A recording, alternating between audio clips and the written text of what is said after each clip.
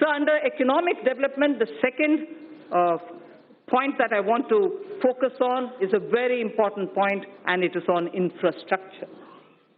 Honorable Speaker, in his Independence Day speech of 2019, the Prime Minister has highlighted that 100 lakh crores would be invested on infrastructure for the next 5 years.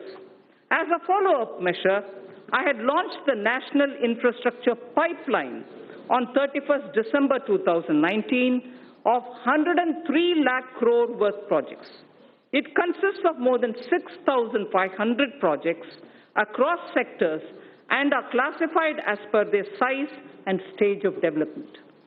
These new projects will include housing, safe drinking water, access to clean and affordable energy, health care for all, world-class educational institutions, modern railway stations, airports, bus terminals, metro, railway transportation, logistics and warehousing, irrigation projects, etc.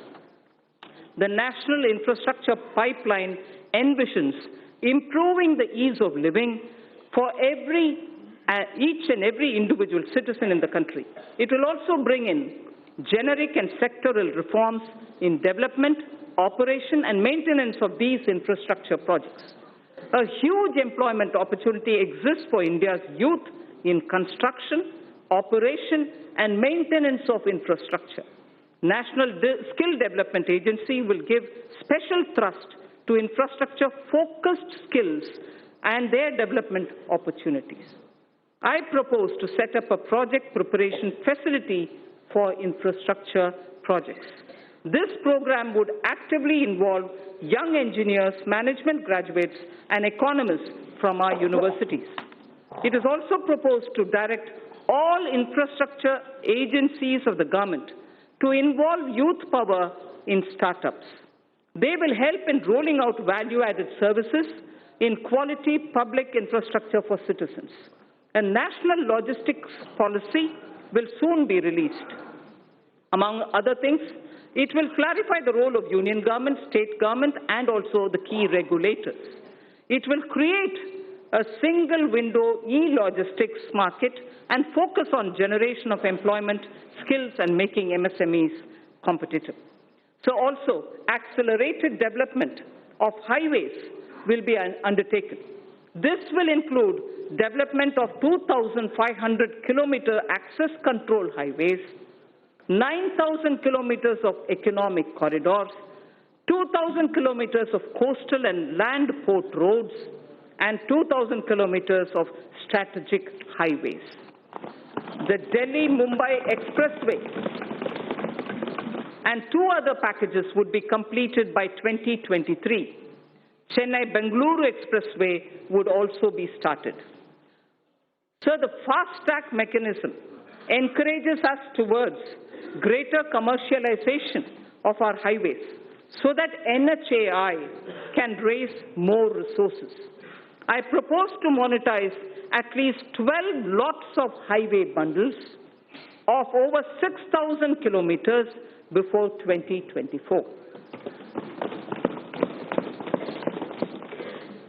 In carrying out its duty, the Indian Railways performs a service to the nation.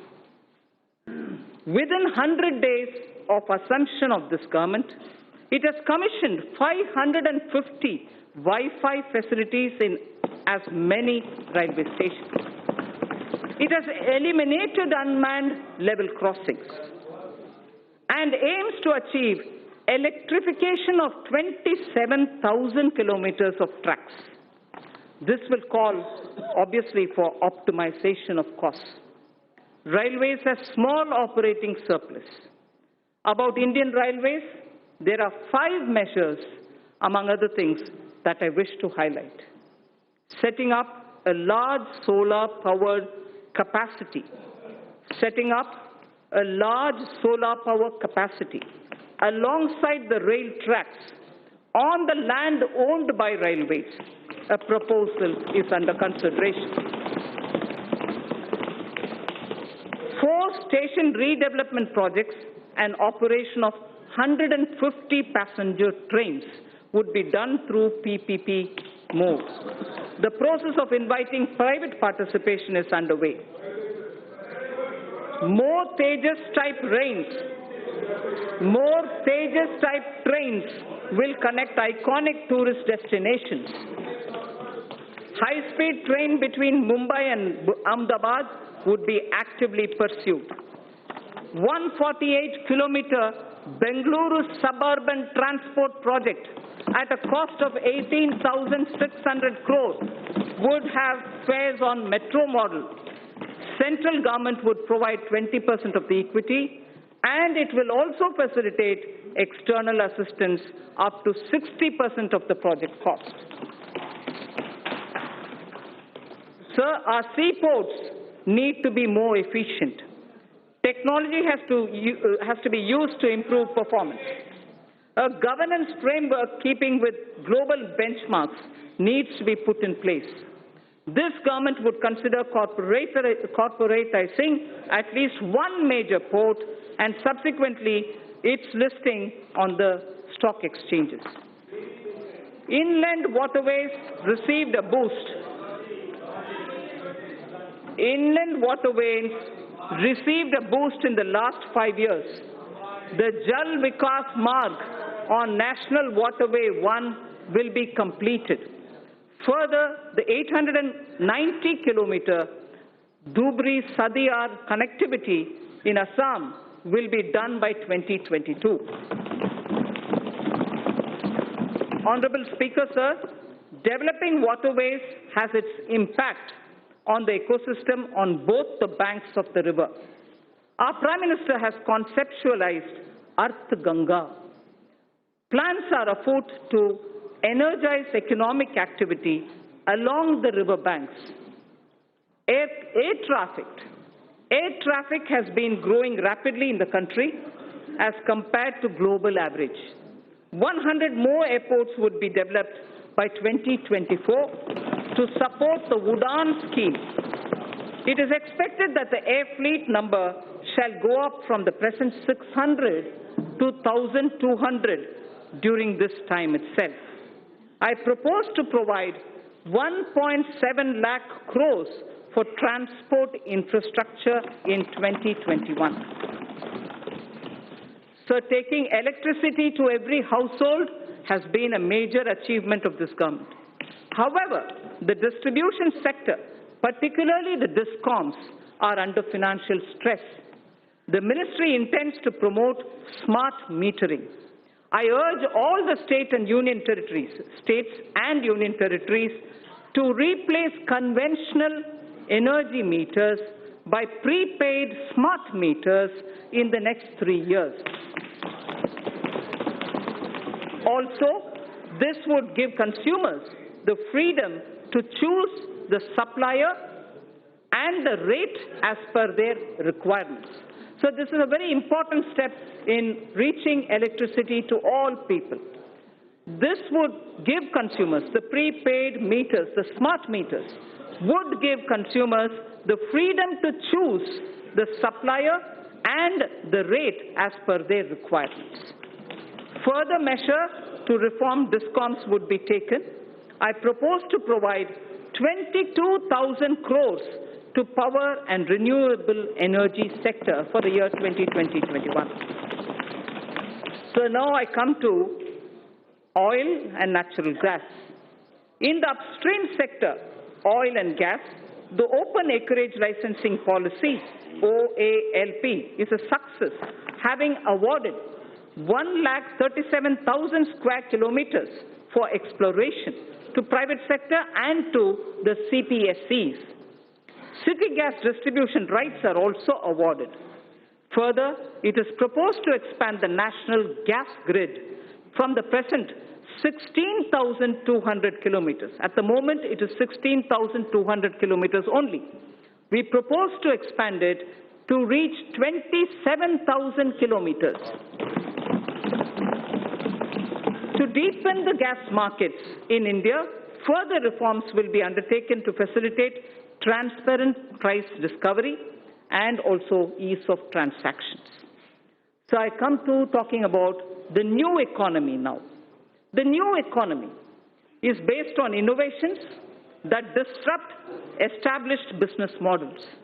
Artificial intelligence, Internet of Things, 3D printing, drones, DNA, data storage, quantum computing, etc., are all rewriting the world economic order. India has already embraced a new paradigm, such as the sharing economy with aggregator platforms, displacing conventional businesses. Government has harnessed new technologies to enable direct benefit transfers and financial inclusion on a scale like never before. It's now a cliche, data is the new oil. And it is true that analytics, fintech, and Internet of Things are changing the way we deal with our lives. To take advantage of this, I propose to bring out soon a policy to enable private sector to build data center parks throughout the country. Building data center parks throughout the country. It will enable our firms to skillfully incorporate data in every step of their value chains. Our vision is that all public institutions at the Gram Panchayat level, such as Anganwadis, health and wellness centers, government schools, PDS outlets, post offices, and police stations will all be provided with digital connectivity. So, the fiber to home FTTH connections through BharatNet will link 100,000 Gram Panchayats this year itself. 1 lakh Gram Panchayats this year itself will be connected to the optical fiber FTTH program. It is proposed, therefore, to provide 6,000 crores to BharatNet program 2020-21. We need to expand the base for knowledge-driven enterprises. Intellectual property creation and protection will play an important role. Several measures are proposed in this regard, which will benefit the startups. A digital platform would be promoted that would facilitate seamless application and capture IPRs. Also, in an institute of excellence, a center would be established that would work on the complexity and innovation in the field of intellectual property. Honorable Speaker, sir, knowledge translation clusters would be set up across the different technology sectors, including new and emerging sectors, for designing, fabrication, and validation of proof of concept, and further scaling up technology clusters, harboring such test beds and small-scale manufacturing facilities would be established. Mapping of India's genetic landscape is critical for next-generation medicine, agriculture, and for biodiversity management. To support this development, we will initiate 2 national-level science schemes to create a comprehensive database. The government proposes to provide early life funding, including seed fund, to support ideation and development of early-stage startups. So critical to our quantum technology. Quantum technology is opening up new frontiers in computing, communications, cybersecurity, with widespread applications. It is expected that a lot of commercial applications would emerge from theoretical constructs which are developing in this area. It is proposed to provide an outlay of 8,000 crores over a period of 5 years for the national mission on quantum technologies and applications. India would probably be the 3rd biggest and pioneering nation if we are able to break into this technology of quantum technology related to computing and other applications.